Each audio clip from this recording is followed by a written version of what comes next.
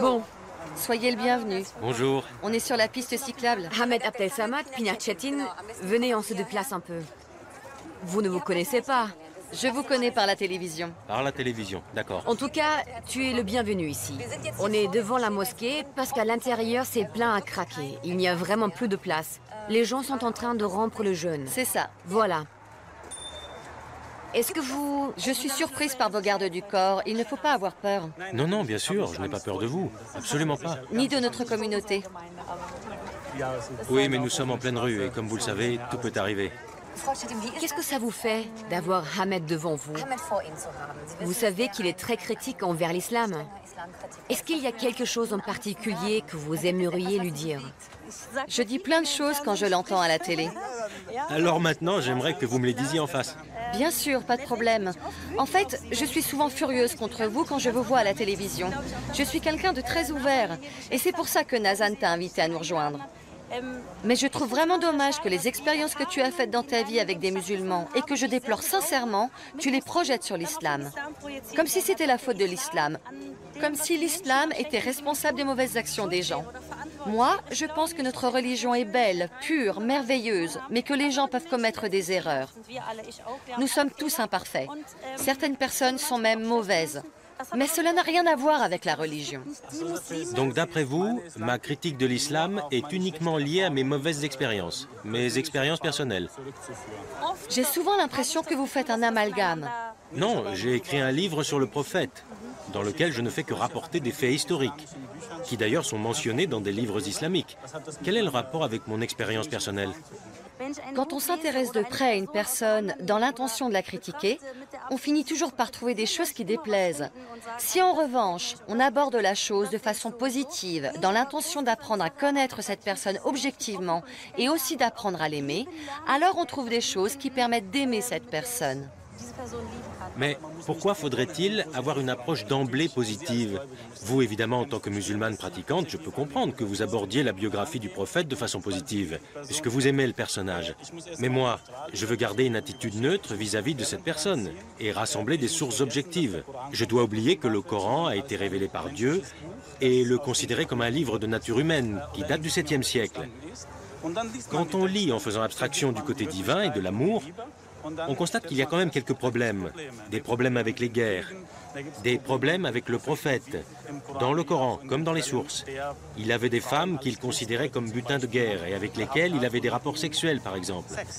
C'est un passage où... Ce n'est pas un passage du Coran, tel que vous le citez, donc... C'est la sourate 33.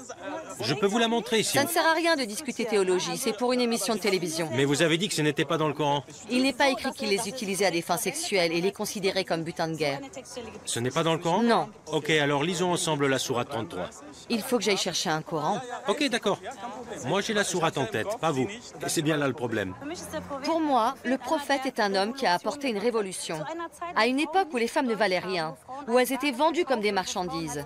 Une époque où des petites filles étaient enterrées vivantes. Le prophète est venu et il a dit « L'homme et la femme sont égaux devant Allah ». Je peux dire un mot à ce sujet? Et pour moi, cela prouve qu'il respectait les Et femmes. moi, j'ai la preuve qu'avant l'islam, les femmes étaient déjà égales en droit. Oh, je vous en prie. La première femme du prophète était une riche commerçante et elle était aussi son employeur. C'était avant l'islam. Elle lui a donné du travail et elle l'a même demandé en mariage. Oui, mais elle était un cas à part dans cette société. Vous n'allez pas nier le fait que des petites filles étaient enterrées vivantes. C'était une tradition arabe. C'était une légende. Nous n'avons pas les mêmes sources, donc on ne peut pas s'entendre. Une dernière question. Vous avez dit qu'avant Mahomet, les fillettes étaient enterrées vivantes. Oui, Comment Mahomet et ses amis ont-ils pu épouser chacun 4 femmes si auparavant toutes les petites filles avaient été enterrées vivantes?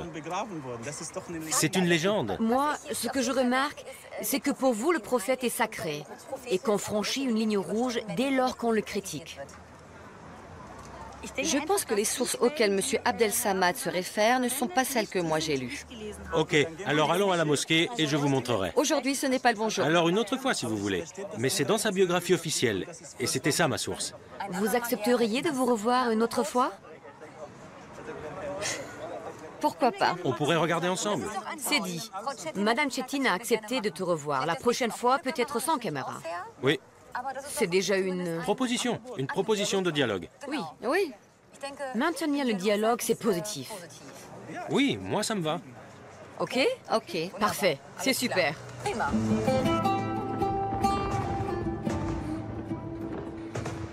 Le Coran comporte plus de 6000 versets. Et selon Ahmed, 206 d'entre eux peuvent être considérés comme problématiques. Après cette discussion, je me sens un peu nerveuse. Peut-être à cause des feux d'artifice ou des gardes du corps qui maintenant surveillent Ahmed de très près. Merci et passez une bonne nuit. Merci. Portez-vous bien et priez pour moi. Alors que nous quittons les lieux, nous sommes interpellés par un homme qui visiblement a reconnu Ahmed. Sur le trottoir devant la mosquée, c'est l'attroupement.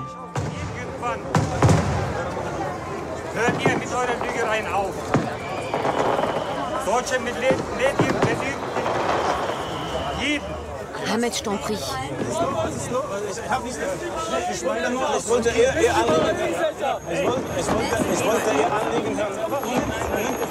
Ahmed, s'il te plaît.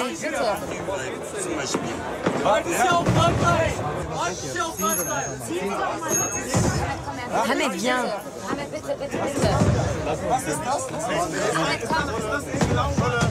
Ahmed, s'il te plaît, allez. Qu'est-ce qui se passe?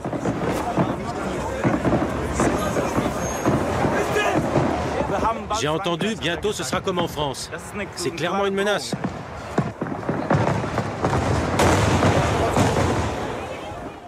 Qui permettent d'aimer cette personne. Mais pourquoi faudrait-il avoir une approche d'emblée positive? Vous, évidemment, en tant que musulmane pratiquante, je peux comprendre que vous abordiez la biographie du prophète de façon positive, puisque vous aimez le personnage.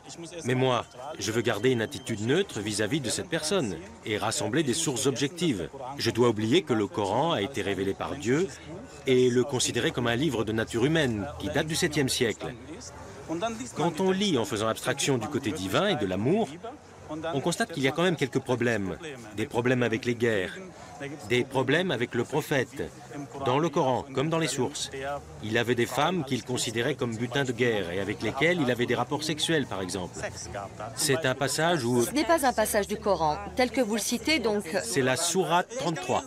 Je peux vous la montrer si... Ça ne sert à rien de discuter théologie, c'est pour une émission de télévision. Mais vous avez dit que ce n'était pas dans le Coran. Il n'est pas écrit qu'il les utilisait à des fins sexuelles et les considérait comme butin de guerre. Ce n'est pas dans le Coran? Non. Ok, alors lisons ensemble la sourate 33. Il faut que j'aille chercher un Coran. Ok, d'accord. Moi, je... Père, et c'est pour ça que Nazan t'a invité à nous rejoindre. Mais je trouve vraiment dommage que les expériences que tu as faites dans ta vie avec des musulmans et que je déplore sincèrement, tu les projettes sur l'islam. Comme si c'était la faute de l'islam. Comme si l'islam était responsable des mauvaises actions des gens. Moi, je pense que notre religion est belle, pure, merveilleuse, mais que les gens peuvent commettre des erreurs. Nous sommes tous imparfaits. Certaines personnes sont même mauvaises. Mais cela n'a rien à voir avec la religion. Donc d'après vous, ma critique de l'islam est uniquement liée à mes mauvaises expériences, mes expériences personnelles. J'ai souvent l'impression que vous faites un amalgame. Non, j'ai écrit un livre sur le prophète, dans lequel je ne fais que rapporter des faits historiques, qui d'ailleurs sont mentionnés dans des livres islamiques. Quel est le rapport avec mon expérience personnelle? Quand on s'intéresse de près à une personne dans l'intention de la critiquer, on finit toujours par trouver des choses qui déplaisent. Si en revanche, on aborde la chose de façon positive, dans l'intention d'apprendre à connaître cette personne objectivement et aussi d'apprendre à l'aimer, alors on trouve des choses qui...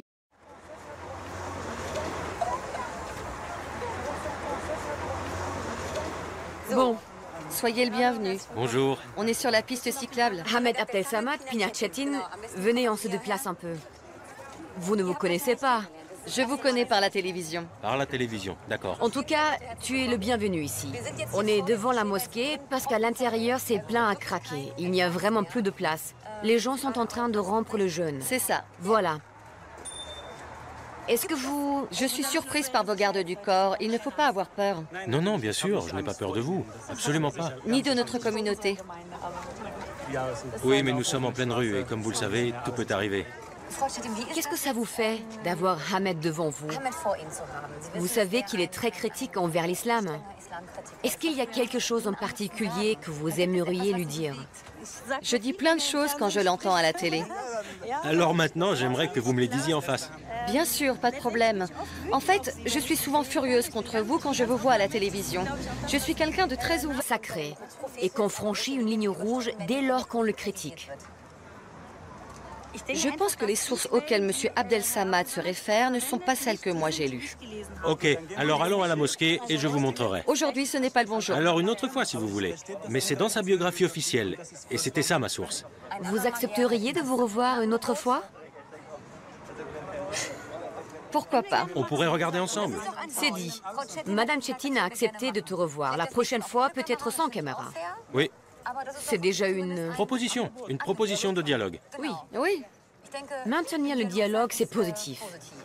Oui, moi ça me va. Ok? Ok. Parfait. C'est super.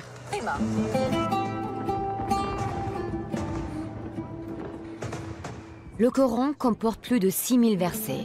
Et selon Ahmed, 206 d'entre eux peuvent être considérés comme problématiques. Après cette discussion, je me sens un peu nerveuse. Peut-être à cause des feux d'artifice ou des gardes du corps qui maintenant surveillent Ahmed de très près. J'ai la sourate en tête, pas vous. Et c'est bien là le problème. Pour moi, le prophète est un homme qui a apporté une révolution. À une époque où les femmes ne valaient rien, où elles étaient vendues comme des marchandises. Une époque où des petites filles étaient enterrées vivantes. Le prophète est venu et il a dit « L'homme et la femme sont égaux devant Allah Je peux dire un mot à ce sujet ». Et pour moi, cela prouve qu'il respectait les Et femmes. moi, j'ai la preuve qu'avant l'islam, les femmes étaient déjà égales en droit. Oh, je vous en prie. La première femme du prophète était une riche commerçante et elle était aussi son employeur. C'était avant l'islam. Elle lui a donné du travail et elle l'a même demandé en mariage. Oui, mais elle était un cas à part dans cette société. Vous n'allez pas nier le fait que des petites filles étaient enterrées vivantes. C'était une tradition arabe. C'était une légende. Nous n'avons pas les mêmes sources, donc on ne peut pas s'entendre. Une dernière question. Vous avez dit qu'avant Mahomet, les fillettes étaient enterrées vivantes. Oui, Comment Mahomet et ses amis ont-ils pu épouser chacun 4 femmes si auparavant toutes les petites filles avaient été enterrées vivantes? C'est une légende. Moi, ce que je remarque, c'est que pour vous, le prophète est